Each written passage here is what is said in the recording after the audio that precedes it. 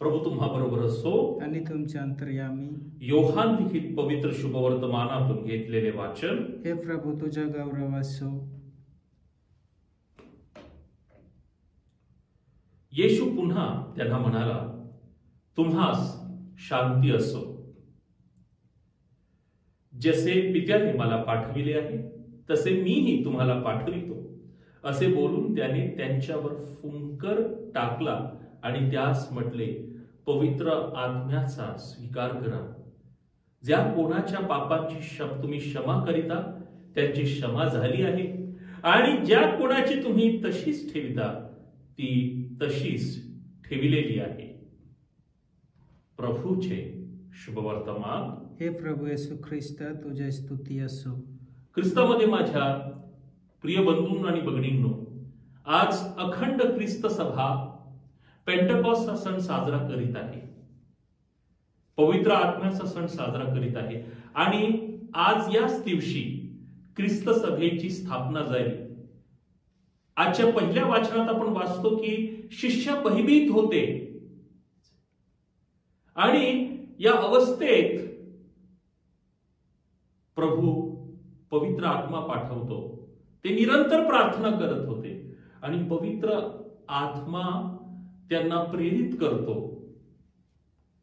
एक उत्तम मिशनरी बनण्यासाठी, आणि जगाच्या कानाकोपऱ्यात जाऊन येशू ख्रिस्ताचे जे मिशन आहे हे ते पसरवितात. आजच्या शुभवर्तमानात बघा, पुनरुत्थित प्रभू येशू ख्रिस्त आपल्या शिष्यांना दर्शन देतो, आणि दर्शन देत असताना तो काय करतो? फुंकार घालतो.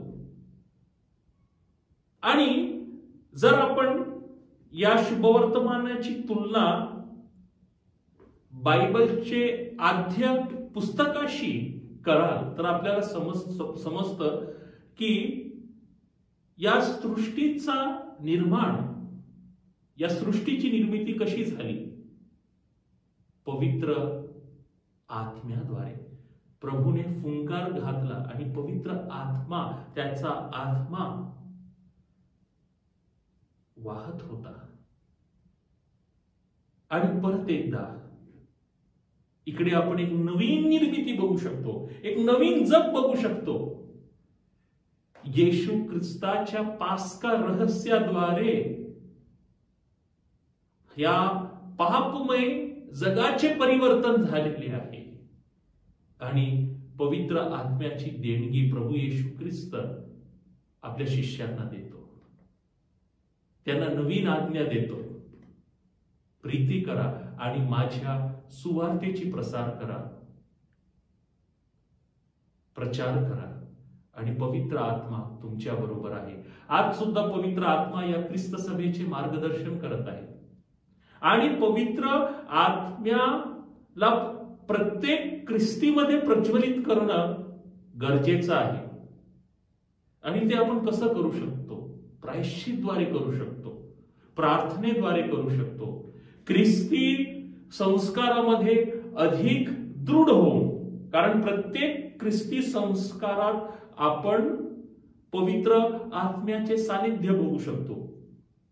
ते बाप्तिस्मा असो, ख्रिस्त शरीर संस्कार असो, पाप स्वीकार संस्कार असो, किंवा गुरुदीक्षा संस्कार असो, पवित्र आत्म्याचा स्पर्श, पवित्र आत्म्याचे सानिध्य आपण बघू शकतो.